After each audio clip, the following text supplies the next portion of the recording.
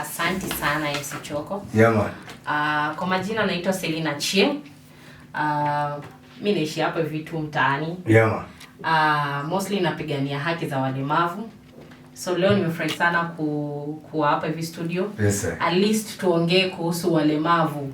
Tujue haki za walemavu, tutawahusisha aje na pia tuwapende.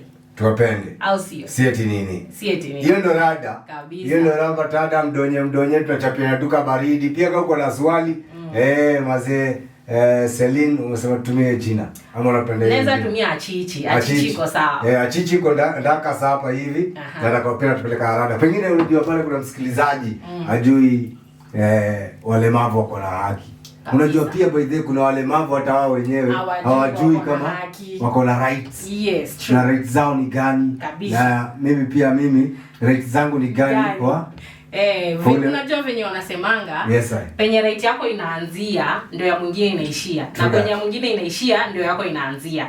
So kwa rights wacha tuseme kwa constitution kuna kuangana conflict. Yes sir. Kwenye yangu inaanzia, yako inaishia. Kwenye yako inaishia, yangu inaanzia. Yeah man. Kabisa. Achichi. Yeah. Umesema Achichi? Achichi. Achichi. Achichi nini ilifanya ikakumotivate ukaanza kusema me I need to fight for the right of persons with disability. Yeah.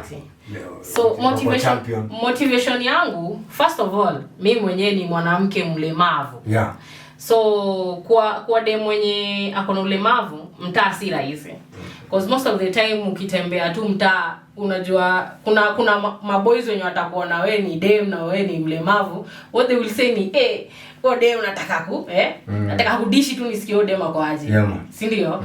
And kuna saa nyingine pia tunanyimwa haki zetu, kama maybe nikienda hospitali kuna hizo challenges zenye unapitia kama mwanamke. Unajua kwa sababu kama wanawake tuko na vitu vingi